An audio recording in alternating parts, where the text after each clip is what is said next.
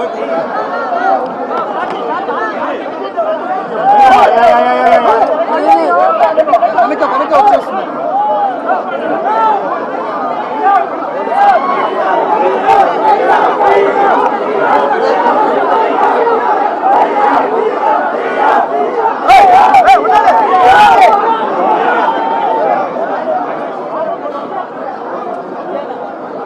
తిరుపతిలో జరిగిన ఈ ఘటన, ఈరోజు తిరుపతిలో జరిగిన ఈ ఘటన రాష్ట్ర చరిత్రలో ఎప్పుడూ కూడా తిరుపతిలో ఇలా స్టాంపేడ్ అయి ఇలా తొక్కిసలాటై తిరుపతిలో మనుషులు చనిపోయిన పరిస్థితులు ఘటన గతంలో ఎప్పుడూ కూడా జరగలేదు. గతంలో ఎప్పుడూ కూడా మనం చూడలేదు.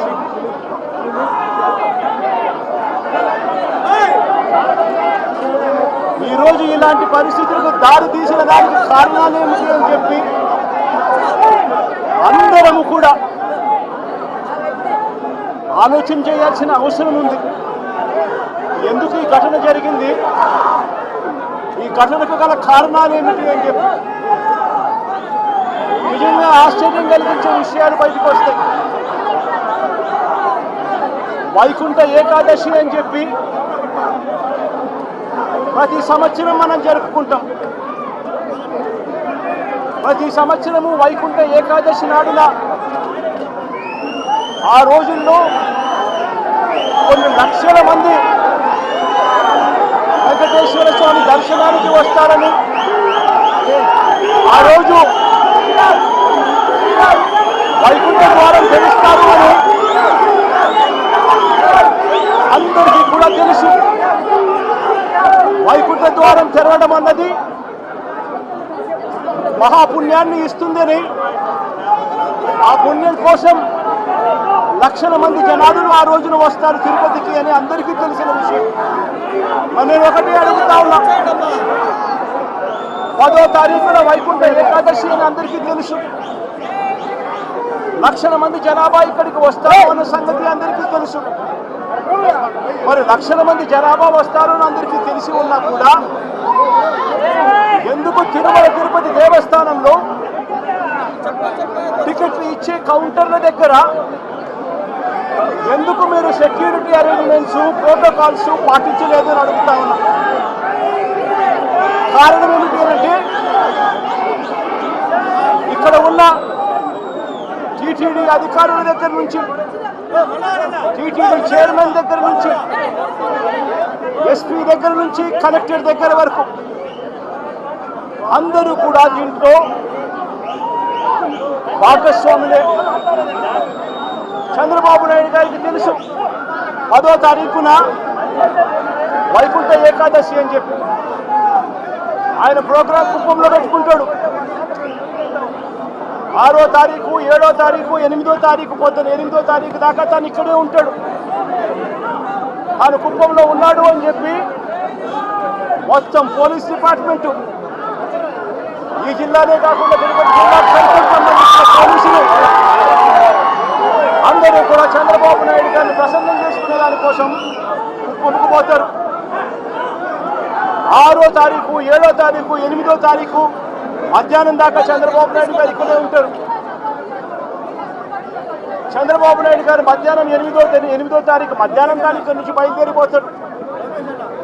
8వ తారీఖు రాత్రి 8:30 గంటలకు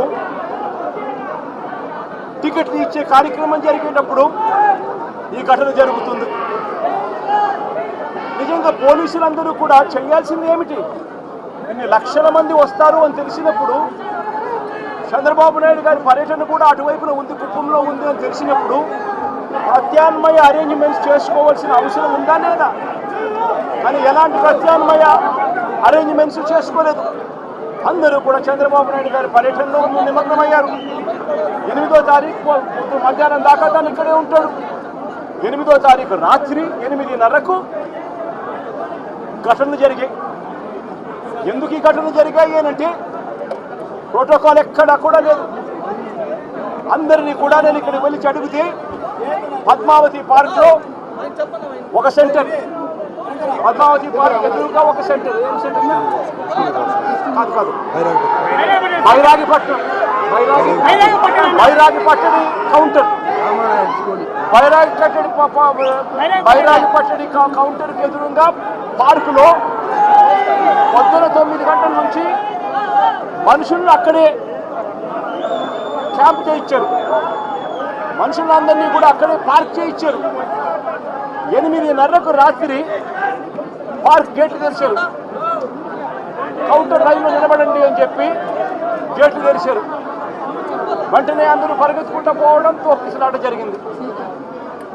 చీకటిలో ఆ పార్కులో పెట్టిన వాళ్ళకి ఏదైనా ఇచ్చారా, కొన్ని మిగిలిన కౌంటర్లలో పెట్టిన వాళ్ళకి ఏమైనా ఇచ్చారా, వాళ్ళను ఎందుకు మొట్టమొదటి గంట నుంచి వాళ్ళు అక్కడికి చేరుకునేప్పటి నుంచి వాళ్ళ లైన్లలో ఎందుకు పెట్టలేదు, ఎందుకు అక్కడ సఫిషియెంట్ పోలీస్ ఫోర్స్ ఇవ్వలేదు, అక్కడ ఉన్న వాళ్ళ లైన్లో మొదటి నుంచి పెట్టడం మొదలుపెట్టి ఉంటే అన్ని సెంటర్లలో కూడా పెట్టి ఉంటే ఈ ఘటన జరిగి ఉండేది కాదు. ఎక్కడా కూడా అలా చేయాల. అందరినీ కూడా వీళ్ళందరూ ఆయా సెంటర్లలో లైన్లలో పెట్టేదానికి ఎవరు కూడా పోలీసులు లేకపోవడము, పోలీసులు రోప్ పార్టీస్ లేకపోవడము, పోలీసులు లేకపోవడము, ఎవరు కూడా లైన్లలో నిలబెట్టలేదు. అందరినీ కూడా ఒక గ్రూప్గా ఫామ్ చేసి ఒక చోట ఆ కౌంటర్కి ఎదురుందనో కౌంటర్కి పక్కన అందరినీ పెట్టి ఆ తర్వాత అందరినీ కూడా టయానికి ఇడిచిపెట్టే కార్యక్రమం చేస్తారు. దీనివల్ల ఈ ఘటనలు జరిగాయి. ఇదే పోలీసులు, ఇదే చంద్రబాబు నాయుడు గారు ఎంత దిక్కుమాలిన అబద్ధాలు ఆడుతూ ఉన్నారు అనంటే, ఇదేదో ఒకే ఒక చోట జరిగింది, అది కూడా తప్పే. విష్ణు నివాసం వీళ్ళు ఫైల్ చేసిన ఎఫ్ఐఆర్ కాపీలో విష్ణు నివాసం దగ్గర ఒకరు చనిపోయిన ఎఫ్ఐఆర్ రిజిస్టర్ అయింది. బైరాగిపట్టడిలో 5 మంది చనిపోయినట్టు మరో ఎఫ్ఐఆర్ రిజిస్టర్ అయింది. ఇక్కడ పోయి చూస్తే వచ్చిన వాళ్ళు రకరకాల అన్ని ప్రాంతాల నుంచి, రకరకాల కౌంటర్లు ఎక్కడెక్కడ ఉన్న అన్ని కౌంటర్ల నుంచి వచ్చిన మనుషులు, తొక్కిసలాటలో ఉన్న మనుషులు ఇక్కడ కనిపిస్తారు. కారణం ఏమిటి? టీటీడీ అనే ఒక వ్యవస్థ ఇంత ఇంపార్టెంట్ రోజున, వైకుంఠ ఏకాదశి రోజున ఇన్ని లక్షల మంది వస్తారు అన్న సంగతి తెలిసి ఇంత దారుణమైన అరేంజ్మెంట్లు చేయడం జరిగింది. దీంట్లో బాధ్యులు టీటీడీ ఒకటే కాదు. టీటీడీ